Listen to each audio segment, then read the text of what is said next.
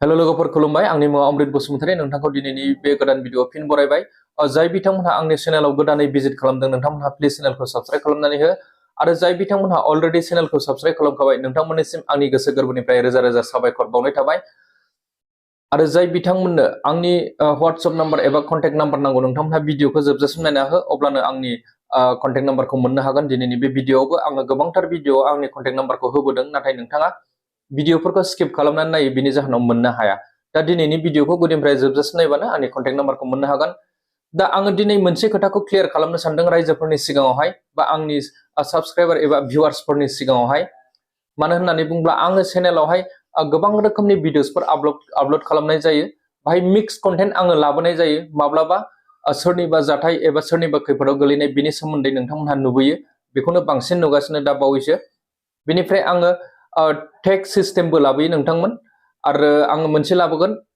आनबक्सिंनि सोमोन्दैबो लाबोगोन माबाफोर प्रडाक्टफोर आनबक्सिं खालामनाय दा नोंथांमोनहा कनफिउज एबा बोरिं जानो नाङा बेफोरबायदिखौ नुनानै माने मोनफ्रोमबो रोखोमनि भिडिअ आङो लाबोनाय जागोन माने मिक्स कन्टेन्ट मोनगोन आंनि चेनेलाव बेनिखायनो आं क्लियारलि खोन्थाखाबाय आरो आं दिनै भिडिअ लाबोनाया सोरनिबा जाथाय एबा सोरनिबा खैफोदाव गोलैनाय बिनि सोमोन्दै नङा बियो जागोन दिनैनि भिडिअआ गोदान इउटुबार एबा जायफोरा गोदानै इउटुब चेनेल खुलिनो सानदों बिथांमोननि थाखाय बे दिनैनि भिडिअआ दिनै इउटुब चेनेल खुलिखांनायनि उनावहाय गासैबो क्राइटेरिया कमप्लिट जाखांनायनि उनाव चेनेलखौ मनेटाइजनि थाखाय रिभिउ हरो नङा होमबा बे रिभिउ हरनाय समावहाय मोनसे Google Adsense एकाउन्ट बानायनाय जायो बेनिफ्राय Google Adsense एकाउन्ट बानायखांनानै मोनसे Google पिन फैयो Google पिन फैखांनायनि उनाव बे Google पिनखौ साबमिट खालामनांगौ जायो दा आं बेनि सोमोन्दै भिडिअ लाबोखाबाय आं डिसक्रिपसनाव होनानै होगोन नायबानो जाबाय बे भिडिअखौ बेनि उनावहाय बे Google पिनखौ साबमिट खालामखांनायनि उनाव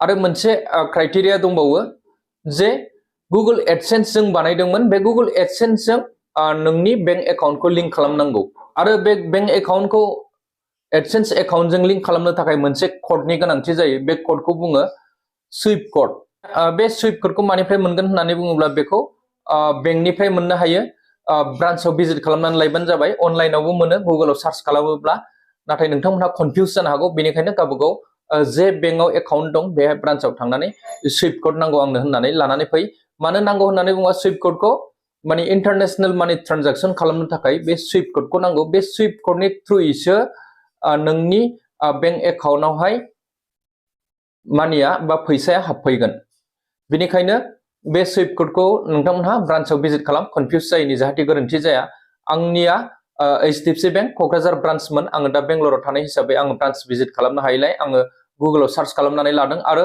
आङो मेल खालामहरदों HDFC बेंकआव बेनिफ्राय मेलनि थ्रुयैबो आङो मोननाय जादों नोंथांमोनहा जुदि एक्सपिरियेन्स दङबा बा कनफिउज जायाब्ला गुगोलावबो सार्च खालामनानै लानो हागोन आरो कनफिउज जायोब्ला बेंक ब्रान्चआव थांनानै डाइरेक्टलि ब्रान्चनिफ्राय लानानै फैनाया बे साबसिन आरो हायोब्ला प्राइभेट बेंकफोराव एकाउन्टखौ खुलि प्राइभेट बेंकआवहाय थाबनो माने बै Google एडसेन्सनिफ्राय जे फैसा ट्रेन्सफार जायो बेयो थाब जायो थाब रिसिभ खालामो प्राइभेट बेंकफोरावहाय बेफोर प्राइभेट बेंकनि सार्भिसा गोख्रैसिन जायो माने गभर्नमेन्ट बेंकफोरा एसे लेजि नङा होमबा नोंथांमोनहा मिथिखागौ बेनि सोमोन्दै दा बे सुइप क'डआ माबायदि जायो आं बेखौ दिन्थिगोन दा गोबां बेंकनि सुइप क'डआ आलदा आलदा जायो HDFC ना अल इन्डिया मोनसेल' बिथांमोनहा मेलनि थ्रुयै आंनो फोरमायहरदों दा SBI ना आलदा जागोन आरो ब्रान्च हिसाबैबो आलदा आलदा जानो हागौ बेनिखायनो ब्रान्चआव भिजिट खालाम दा दिनै आङो बे भिडिअआवहाय क्लियारलि खालामनानै दिन्थिनोसै लिंक खालामनानै नोंथांमोनहा भिडिअखौ गुदिनिफ्राय जोबजासिम नायलांबानो जाबाय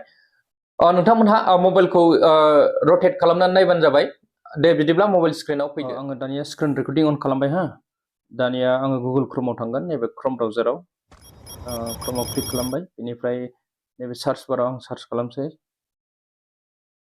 एडसेन्स सार्च टाइप खालामनानै बेखौ सार्च खालामबानो जाबाय दानिया नायदो गुगोल एडसेन्स फैबाय हा नैबेहाय सिगांनियाव क्लिक खालामदो बेहाय क्लिक खालामनाय लोगो लोगो बिदि इन्टारफेस फैगोन जुदि मबाइलजों खालामनायबा बियो जोङो बेखौ सिगांग्रो डेस्कटप साइड खालामनांगोन बेखौ डेस्कटप साइड खालामनो थाखाय नैबे थ्रि डटआव क्लिक खालामदो दाना गाहायाव मोनगोन डेस्कटप साइड बाय क्लिक खालामनाय लोगो लोगो बे डेस्कटप साइड जाबाय हा माबा कम्पिउटारफोर बायदि जाबाय लेपटपफोर बायदि दानिया नैफ्राय आं जुम खालामनि साइन इन दं बाहाय क्लिक खालामबानो जाबाय साइन इनाव क्लिक खालामनायनि उनावहाय दानिया नोंथांनि जेसेबांखिनि जिमेल आइडि दं बे बाहाय शो जागोन। दानिया नोङो बबे जिमेल आइडि जों इउटुब चेनेल खुलिनाय एबा एडसेन्स एकाउन्ट बानायनायमोन बे जिमेल आइडि बाहाय शो जागोन। दानिया आङो आंनि जिमेल आइडियाव क्लिक खालामसै। दाना बे नेक्स्ट इन्टारफेसाव लांगोन। दा बेफोरबायदि फैगोन नै अपेन जाबाय हा एडसेन्सआ। दा बेवहाय नोंनि आर्निंखौबो देखायगोन। बे आंना गोदानथ'। दानिया नैबे 3 लाइनाव क्लिक खालामनांगोन कर्नाराव। बेनिफ्राय पेमेन्ट एकाउन्ट बिदि लिरनाय दं। दा पेमेन्टआव क्लिक खालामना होबानो जाबाय। बेनिफ्राय पेमेन्टआव क्लिक खालामनाय लोगो लोगो पेमेन्ट इनफ' दंना बाहाय गाहायाव। बेनिफ्राय भेरिफिकेसन चेकखौ आं खनसे दिन्थिनि। आंना भेरिफिकेसना कमप्लिट हा गासिबो। Identity verification complete, address verification बेबो कमप्लिट। दा आं एसे बेक खालामफिननि। बेनिफ्राय 3 लाइनाव क्लिक खालामबाय। दानिया पेमेन्ट इनफ' आं क्लिक खालामबाय। एसे लडिं लागोन, इन्टारनेटआ आंना एसे स्ल' जाबाय। दानिया नै बेबायदि ओंखारबाय। बाहाय आर्निंबो शो जागोन हा। आंना आर्निंआ दा बेहाय खमथार, माने बे $10 जाबासो नोंथांनिया नैबे पेमेन्ट बा बेंक एकाउन्ट एड खालामनायनि अपसन फैगोन। गुगल एडसेन्सआव जेसेबां दिनाव $10 जाया एसेबां दिनाव पेमेन्ट एड खालामनायनि अपसन फैनाय नङा, माने बेंक एकाउन्ट एड खालामनायनि अपसन फैनाय नङा। बेनिखायनो नोंथाङा $10 जायाखैबा नेनांगोन। दा आंनिया बारबायसो। दा एड पेमेन्ट मेथडआव आं क्लिक खालामसै नैबेहाय।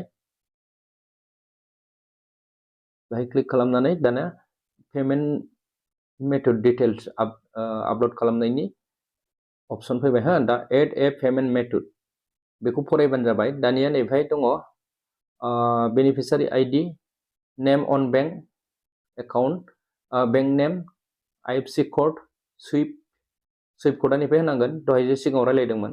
बेनिफ्राय bank account number, retype account number, बेनिफ्राय नैबेहाय टिक मार्क होआखैबा बेखौ टिक मार्क होनांगोन ओरैहाय। बेनिफ्राय सेभआव क्लिक खालामबानो जाबाय। दा आङो फारि फारि खालामनानै दिन्थिनोसै। नैबेहाय आंनि मुंखौ लिरग्रोनोसै आङो। स्पेलिंफोरा मिस्टेक जागोन, मोजाङै लिरना हो। बेंकआव जेरै दं एरै नों जायनि एकाउन्टखौ होगोन बिनि नाम थानांगोन बेवहाय। नोंनि नङाबाबो गुबुननिखौ होब्लाबो। दानिया बेंक नेम, बेंकनियाव आंना HDFC बेंक, HDFC बेंक लिरबाय आङो। बेनिफ्राय IFSC कोडखौ आङो कपि खालामसै नैबेनिफ्राय, जाहाथे मिस्टेक जाया आं कपि खालामनानै होनोसै।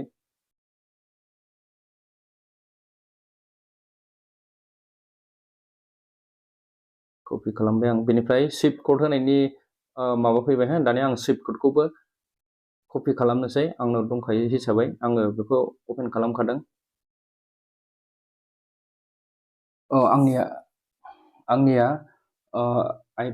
आंनिया सुइफ्ट कोडआ माने आं मेल खालामनायाव मेलनि थ्रुयै मोननै दंखायो हा। दा आङो बेखौ कपि खालामनोसै। कपि खालामबाय आङो सुइफ्ट कोडखौबो। बेनिफ्राय आंनिफ्राय पेस्टल' खालामसै। होबाय आङो। बेनिफ्राय दा एकाउन्ट नाम्बार बसायनांगोन। एकाउन्ट नाम्बारखौबो आं कपि खालामसै जाहाथे इजि जायो, लिरनायाव टाइम लागोन। बेखौबो कपि खालामबाय आङो। बेंक एकाउन्ट नाम्बारा खननै होनांगोन हा, रिटाइप खालामफिननांगोन। एकाउन्ट नाम्बार होबाय आङो। बेनिफ्राय रिटाइप एकाउन्ट नाम्बार। दानिया खनसे चेक खालामबावदो। हायोबा बेखौ स्क्रिनशट लानानै दोन, जाहाथे मिस्टेक जादोंबा नोंथाङा उनावहाय बेखौ सुद्रायफिननो हायो। दा आङो बेखौ गासिबो इन्टार खालामजोब्बाय। आंनि नाम होबाय, बेंक नाम, IFSC कोड, बेनिफ्राय सुइफ्ट कोड होबाय, बेंक एकाउन्ट नाम्बार खननै टाइप खालामनांगोन। बेनिफ्राय दा गाहायाव नैबेहाय टिक मार्क होबानो जाबाय। बेबायदि ब्लु कालार जागोन टिक मार्क होयोबा। नैबेहाय नोंथांमोनहा बेखौ फरायबानो जाबाय। बेनिफ्राय सेभआव क्लिक खालामदो। नैबेहाय जे सेभ दं गाहायाव। दा आङो सेभआव क्लिक खालामसै सिम्पलि।